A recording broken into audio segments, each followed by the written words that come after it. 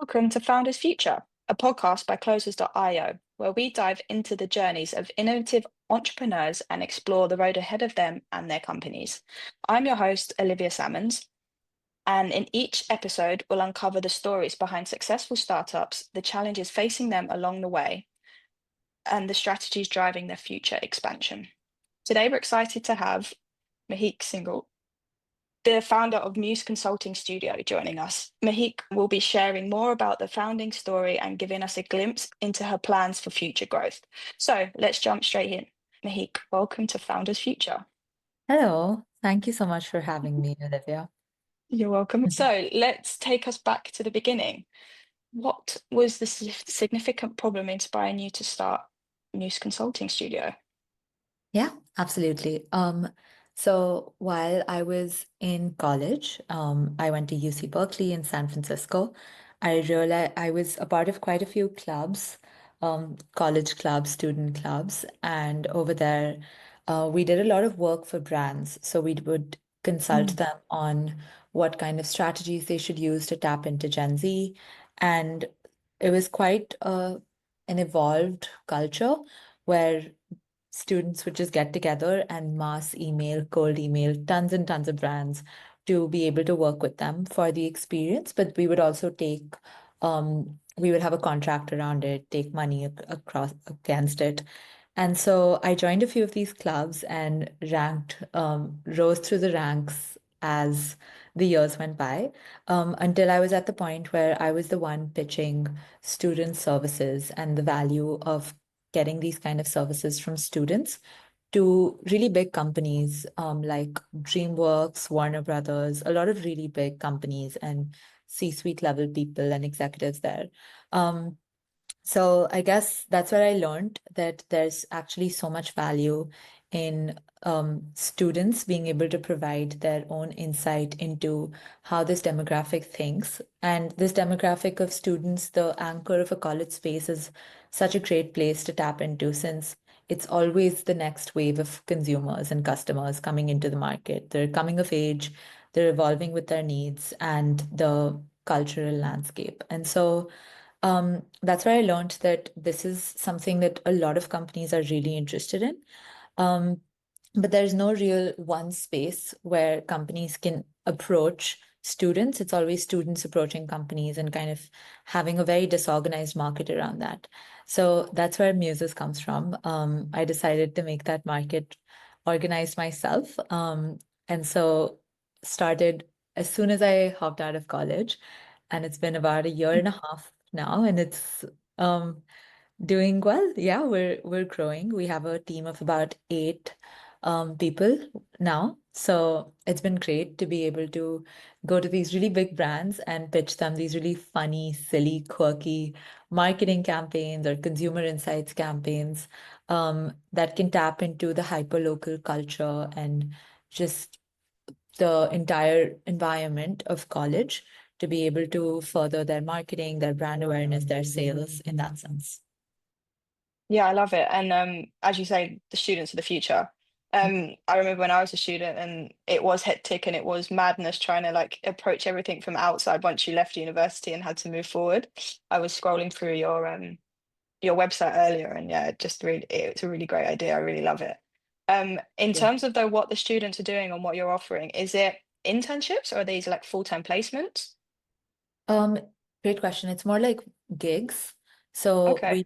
they're more like marketing gigs. So we'd go to a student and say, hey, this company wants you to hold an event for them in your sorority or distribute some samples on your campus, dress up in this way at Halloween and promote them or put up a piece of content on your Instagram. So it's more mini marketing gigs, but the way we've seen students work is that once they get into our community, they just keep going. So they'll take like 5, 7 gigs back to back. And it really helps with boosting their portfolio and resume, especially if they're going into marketing direction, since they Mm. now have all of this strategic experience of telling really big brands what to do, since they're usually the local advisors of what would work on their campus. And that's what brands are following.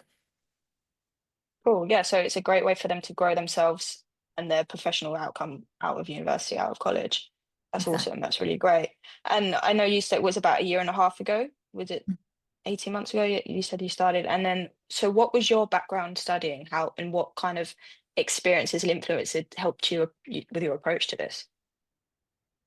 Um, uh, I studied business in college, and I think although the course material in itself wasn't the most useful looking back, Mm. it was really the environment of all of these people around me who were also interested in startups and just kind of evaluating everything from a business lens.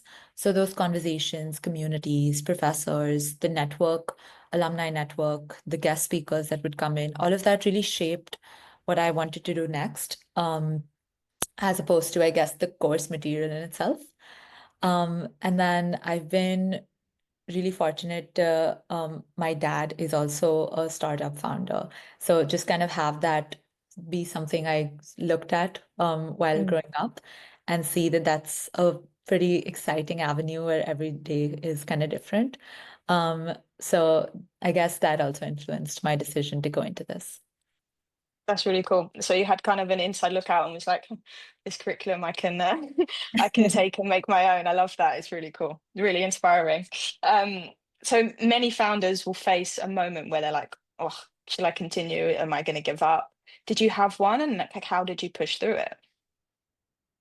Yeah, that's funny that you asked that because I had one quite recently. I think I was really fortunate to just as soon as we started have revenue from day zero, knock wood.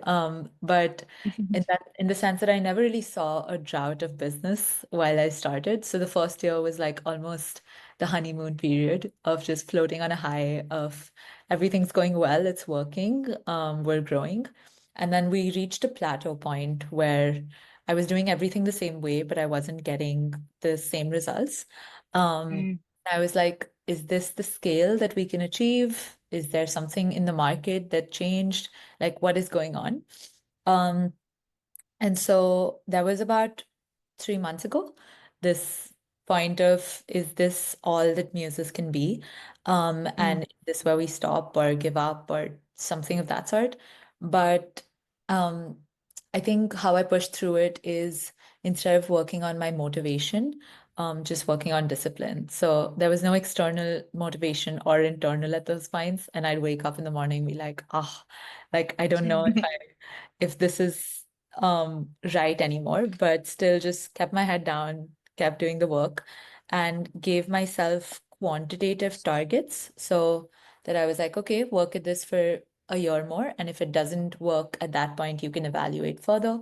But I think the takeaway from that is um, although founders are really like intrinsically motivated people, I feel like that's a replenishing resource and that ends. So after a point, it's like a 9 to 5 or like any other job in the world, not very different than like accounting or any other job that's considered technically more um like tough in that sense, where you just have to sit down and force yourself to do something you really don't want to. So I'm glad I worked through that. And because now I'm back at working on all of these creative things, I was able to figure out what's going wrong and come up with a lot of creative, unique strategies of how we can fix it.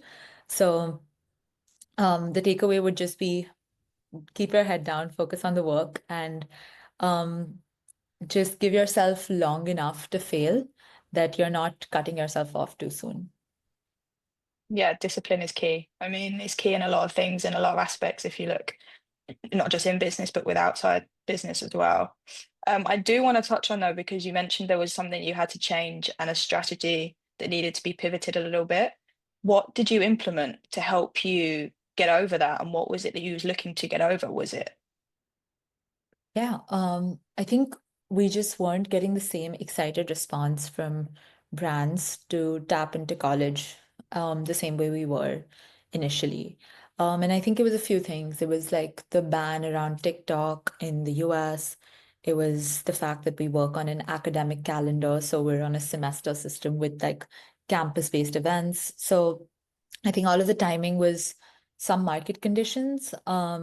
And really what worked for us was to figure out that our business is seasonal, and that only happens when you go through an entire year and more.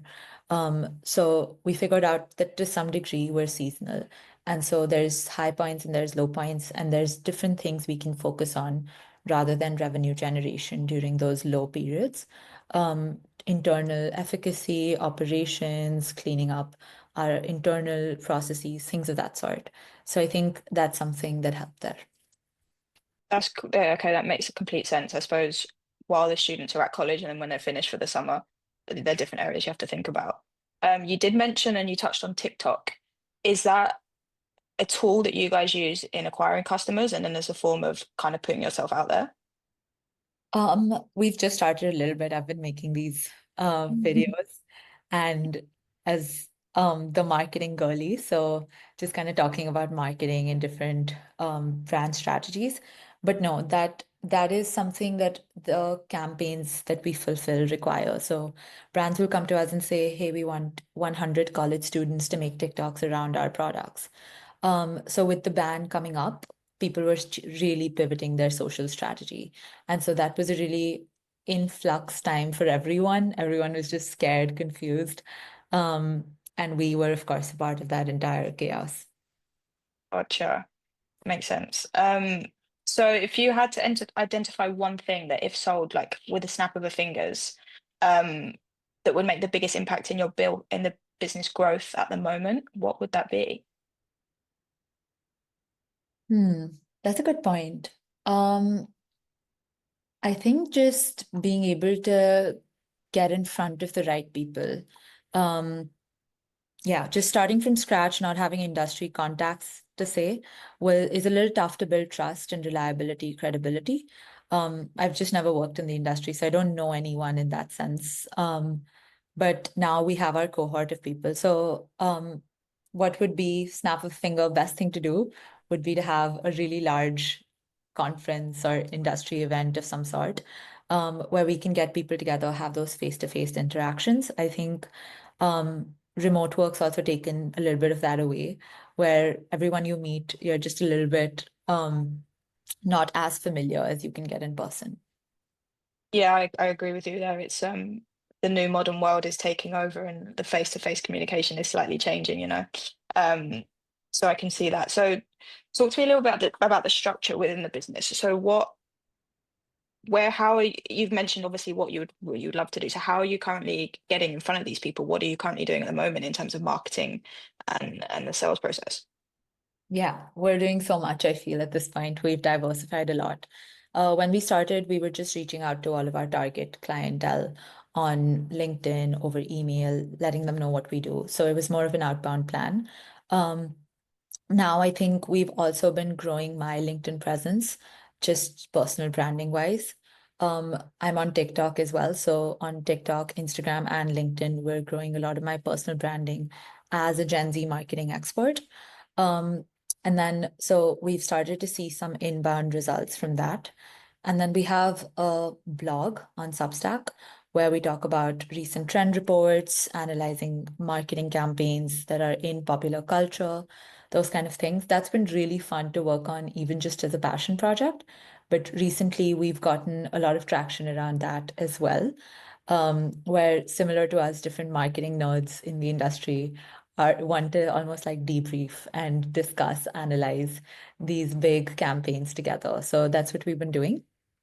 So those are all of our avenues. I would say in terms of hardcore revenue, we still mostly stay 80% outbound. But I'm sure that's also just a first year of business sort of a thing. And inbound only starts coming in once you develop your presence more, people know you more, that sort of thing. Yeah, that's a heavy outbound, but as you say, as a startup, that's highly reliable, you know, until you can grow your revenue and move forward from there. I can completely understand. So where do you see yourself growing? What does the next 12 months look like at Muses? Oh, we have so much coming up. Honestly, it's a lot to keep track of. But it's so fun. I'm so grateful we get to tinker around with what we've started. So, of course, we want to grow in the same ways that we've been working so far. but we also want to productize what we do and have a platform that can fulfill a lot of things that we do. So we've been working on that with a team of our engineers. And essentially, that's a platform where brands can directly go put gigs for students, and students can directly apply. They can message with each Mm. other, coordinate. The pain point that this solves that we can't right now is smaller brands and startups. They're just looking for 2, 3 students, maybe 5 to help them out. Doesn't make sense to get on a complete partner, do all of this onboarding stuff. So we're more for companies that maybe want 10, 20, 50 students to be involved. But we've had a lot of startups come to us and say, hey, I have $200. Can you help me out? And right now, for us, it's been no so far. So we've been trying to figure out how we can solve for that. So building a platform at the back end. So hopefully that's launched and up and running in the next 12 months. Um, we're also building clubs at a lot of different universities in the US. So these are clubs. So the first one, for example, is called Muses of UC San Diego. It's at the UC San Diego University. And these are students who are interested in marketing in UC San Diego that are under the Muses wing, almost like a franchisee model. And they're working on some of our brands. They're working internally to host workshops and events for their community. But really, it's getting together cohorts of marketing students across the country. That's the vision. Um, to not only have a hyperlocal network for us at every single place to tap into, but for them to have instead of, again, going back to the origin problem that I was trying to solve, instead of them reaching out to brands, we can distribute brand campaigns to them for them to work on. So they can focus on what they do best and not have to like be a whole company in themselves, develop business, do all of that. Yeah, that's really cool. So I'm assuming it's like the platform is like an app or like a LinkedIn itself where you Yes. can socialize from. That's a really cool idea, really great. And I mean, you said you had that kind of up and running and ready to go now, or is this Nope. We're no, building it. So we have you're our building it, so it's in the process, it's in the money. And I suppose what is this now the right time to do that, or what was preventing you from scaling even faster? And how are you looking to address those challenges? Yeah, great question. I think what's preventing us, to be very honest, is one is my lack of expertise and experience. This is my first time doing anything ever. So, um, I remember when I hired my first team member, I was so overwhelmed. It was so hard to do my own work and then also have one more person to manage. And I learned that. And now we're at 8 people. So that's really hard for me now. And 8 to 10, I think. Yeah, 10. And that's really hard. It's overwhelming, but I'm figuring it out. And so I feel that not having just kind of having to go through every single scale level as a new challenge to learn on the leadership side, how to even process that is something that's maybe slowing us down a little bit more than if we had a professional, someone who's built and scaled and exited startups before. That's one. And the second is we're completely running on our own revenue. We don't have outside funding. We're not even bootstrapped. I didn't put any of my money in. Every single dollar we get, we reinvest. And so we are working with a limited pool of resources in that sense and not an infinite one like startups are used to. So even the platform build is completely reliant on that financing. So it's more slow, but in my opinion, it's more sustainable since we have been profitable since day zero. We want to stay that way. We want to be able to reliably pay salaries, do the whole thing, have some money to reinvest into cool projects. So I guess I'm still at the point where I want to trust the self-sustainability of this ecosystem before I go and make really, really exponential moves. Makes complete sense. I mean, you have to be safe and ready to move forward before you do so. And it's great that you're having a profit the whole way through and you can use that to recycle in, as you say, startups. It's not always a luxury. So that's really, really great that you've managed to achieve that at such an early point. So what tools and resources would you say that have been a big game changer? in the business to helping you achieve that? Do you mean in the like external tools that we use for sales, for marketing? Yeah, like exactly that. So the tools from outside of the things that you're producing. Hmm. Um, I think all of the usual LinkedIn Sales Navigator. So I can go through different departments for business development and sales. LinkedIn Sales Navigator and Apollo are the two that we use a lot. Yeah. Uh, for marketing, we're really bullish on Substack. I think it's more recent technology, but it's really fun and young in the ways that its UI works. And we also use LinkedIn, TikTok, Instagram as places to build our platforms. One thing that I think, just for any founders that might be listening, um, that I feel is just like a growth hack is TikTok.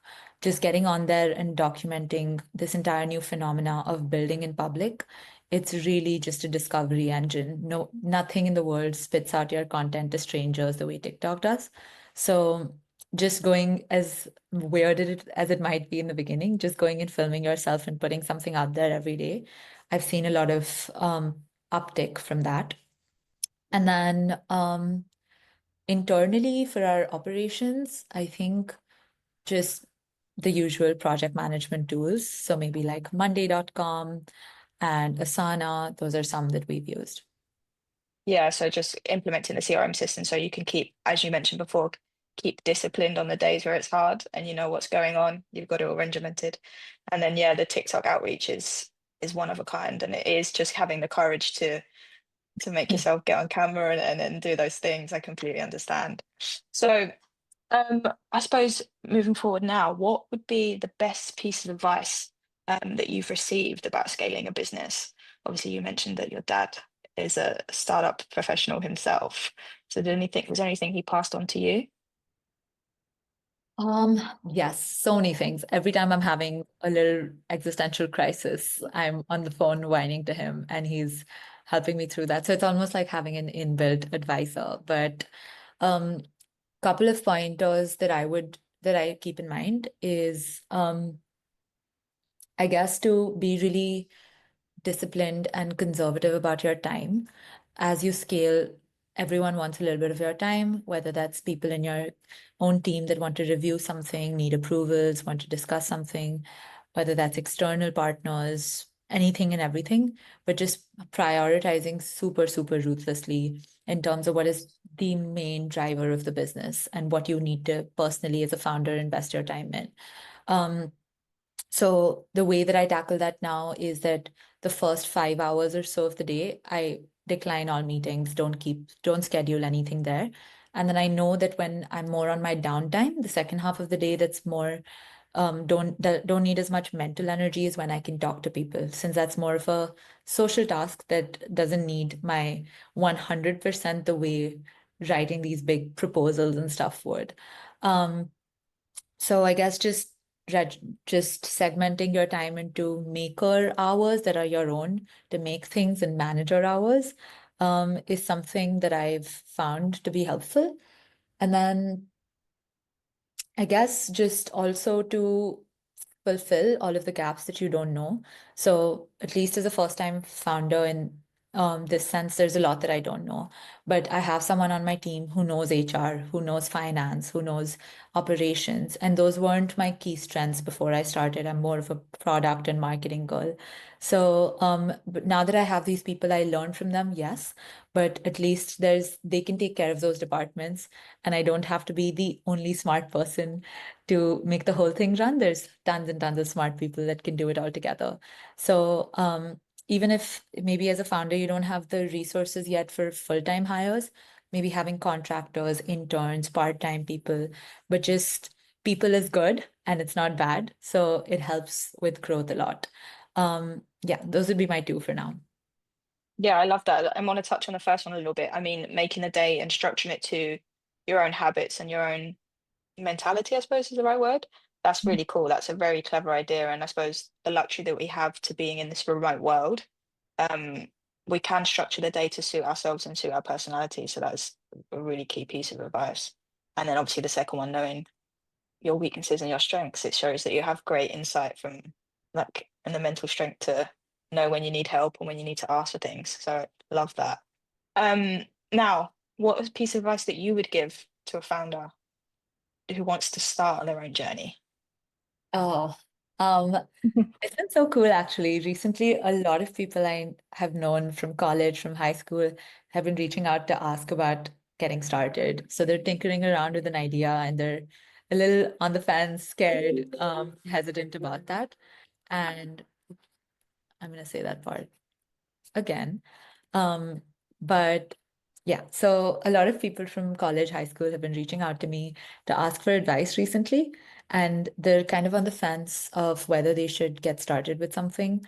They have an idea, and for every single person ever, I would literally my only thing is just start, just dive in. Um, because if that curiosity is building, don't suppress it. Go for it. And the internet, any other people around you can help you figure out the viability and all of that. But I think the founder itch is something that you really you should scratch. And it's almost like a little hidden desire that once it starts bubbling up, you shouldn't like put back down. It's just been the most satisfying journey of my life, like just to have my own work that I can completely own, call my own, be proud of. It's helped so much in my self-identity. So for anyone considering that as well, um, even if you don't have an idea yet, you're on the fence, you just kind of are frustrated with your current, where you are currently for any reason, keep moving towards that path that you, and it could be slowly, it could be fast, but don't like hold back. And I think one big characteristic that all startup founders have is that they're super pro risk. They're not risk averse. They love like jumping in and on Mm. the yeah. So just do that. Don't think of the what ifs and the failure options.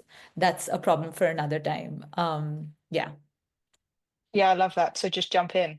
What have you got to lose at the end of the day? I Mhm. mean, it's best piece of advice is to start, isn't it? So with that being said, that's the end of the episode. So that's a wrap. Thank you for being with us, um, and sharing your incredible journey and the insight with us today. To the listeners, if you enjoyed the episode, don't forget to subscribe to Founders Future via whatever platform you listen to your favorite podcasts.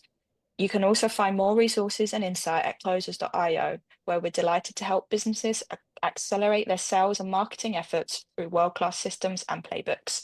Until then, keep climbing, and we will see you on the next one.